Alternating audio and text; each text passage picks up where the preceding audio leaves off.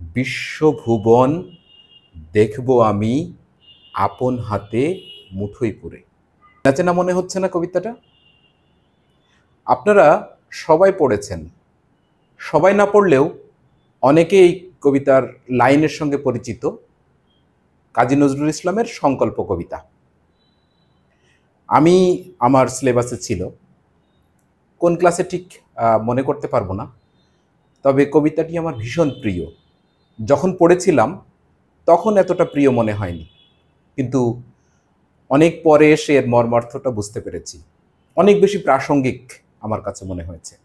কাজী নজরুল ইসলাম তার অগ্নিবীণা কাব্যগ্রন্থ 1922 সালে এটা প্রথম প্রকাশিত হয় এবং সেই কাব্যগ্রন্থেই এই সংকল্প কবিতাটি প্রকাশিত হয়েছিল। আজকে 2022, অর্থাৎ 103 বছর আগে কবি এই লাইনটির মধ্য দিয়ে এই কথাটি বলেছিলেন, অর্থাৎ বিশ্বভুবনকে তিনি মুঠোয় পুরে দেখতে চেয়েছিলেন। কি মজার ব্যাপার দেখুন, সেলফোন বা মোবাইল ফোন, এটার আমরা বাংলা নাম দিয়েছি মুঠোফোন। তো কবি নজরুল ইসলাম আপন হাতে মুঠোয় পুরে বলতে কি মোবাইল বা সেলফোনকে বুঝিয়েছিলেন? হয়তো না, কিন্তু তিনি তার সময়ে দাঁড়িয়ে, তিনি যেই সময়ে দাঁড়িয়ে এই কবিতাটি রচনা করছেন, তিনি তার সময়ে দাঁড়িয়ে একটা ধারণা দিয়েছেন এবং তিনি তার সময়ে দাঁড়িয়ে ভবিষ্যৎকে দেখেছিলেন। পৃথিবী সেই সময়ে যেভাবে এগিয়ে যাচ্ছিল, তিনি ভেবেছিলেন যে নিশ্চয়ই এমন কিছু ঘটবে, একটা মুঠোয় পুরে আমরা এই পৃথিবীটাকে দেখতে পাবো, অথবা আমাদের এই পৃথিবীটা আমাদের মুঠোয় চলে আসবে। কি মজার ব্যাপার, তাই না? কবি বলেই হয়তো তিনি ভবিষ্যৎকে কল্পনার বাস্তবতা দিয়ে দেখতে পেরেছিলেন। বর্তমান সময়ে দাঁড়িয়ে আমরা যদি এই প্রশ্নটা করি, সারা পৃথিবী কি আমাদের মুঠোর মধ্যে চলে এসেছে? হয়তো চলে এসেছে। কিভাবে? দেখেন, এই মুঠোফোন, মোবাইল ফোন বা সেলফোন, যেভাবেই বলি না কেন, সেলফোনের মধ্য দিয়ে আমরা কিন্তু সমস্ত পৃথিবীটাকে এখন দেখতে পাচ্ছি।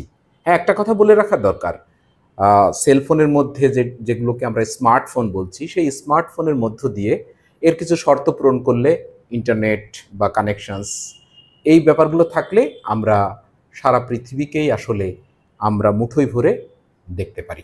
103 বছর আগে মুঠোয় পুরে বিশ্বকে দেখা বা বিশ্বকে মুঠোর মধ্যে আনা, এটা ছিল কবির কল্পনা।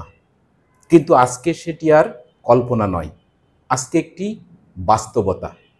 আমাদের বেশিরভাগ মানুষের অধিকাংশ সময় এই মুঠোফোনের সঙ্গে কাটে।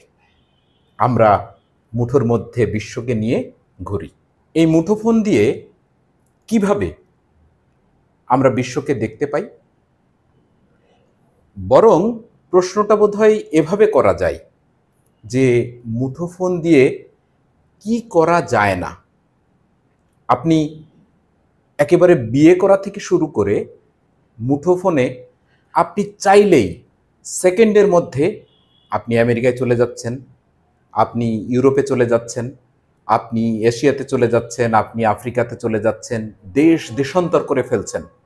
তাহলে মুঠোফোন এটি শুধুমাত্র এখন আর একটা শুধুমাত্র কথা বলার ডিভাইস না, এটা এমন একটা মাধ্যমে পরিণত হয়েছে, আমরা জ্ঞান চর্চা, আমাদের দক্ষতা চর্চা, আমাদের গবেষণা, আমাদের বিভিন্ন ধরনের সেবা সুযোগ, আমাদের মানসিক প্রশান্তি, বিনোদন, যেভাবে বলি না কেন, সেখানে কিন্তু আমরা চাইলে এটাকে কাজে লাগাতে পারি।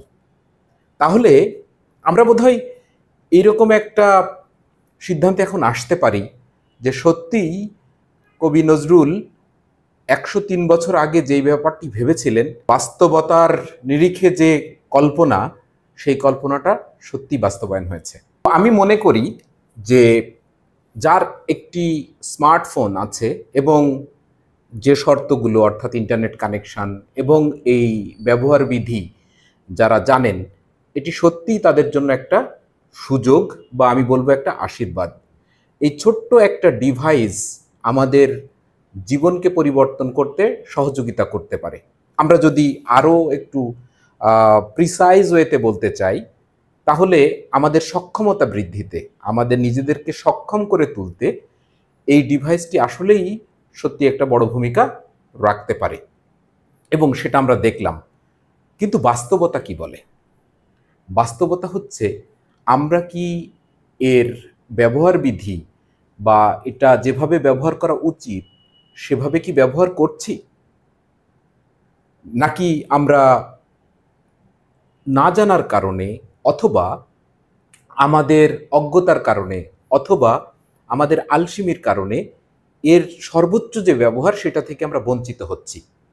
হ্যাঁ, আমরা সচরাচর, আমি সবার কথা বলবো না, অনেকেই হয়তো এটাকে গঠনমূলকভাবে ব্যবহার করেন, কিন্তু আমার বেশিরভাগের অভিজ্ঞতা, আমি নিজেকে সহই বলছি, বেশিরভাগের অভিজ্ঞতা আমরা কিন্তু ফেসবুক দেখি, আমরা রিল দেখি, আমরা মানে অপ্রাসঙ্গিক ভিডিও দেখি, অর্থাৎ আমরা বেশিরভাগ সময় অপরিকল্পিতভাবে বিনোদনের জন্য বা সময় কাটাবার জন্য এটা ব্যবহার করি।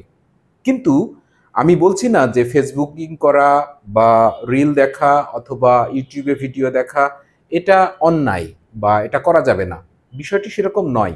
কিন্তু এই কাজগুলো, এই ফেসবুক, রিল অথবা ইউটিউব, ইনস্টাগ্রাম বা আরও যে সকল সোশ্যাল মিডিয়া আছে বা আমাদের ইন্টারনেটে আরও যে সকল অ্যাক্সেস আছে, আরও যে সকল প্ল্যাটফর্ম আছে, সেগুলো ব্যবহারের ক্ষেত্রে আমরা যদি একটু সচেতনভাবে, একটু পরিকল্পিতভাবে সেটাকে ব্যবহার করি, তাহলে এটা শুধুমাত্র আমার বিনোদন থাকছে না, তখন এটা আমার সক্ষমতা বৃদ্ধিতে একটা বড় ভূমিকা রাখছে এবং সত্যি সত্যিই এই ব্যবহার আমাকে বিশ্বভুবনকে আমার মুঠোর মধ্যে এনে দিতে পারে।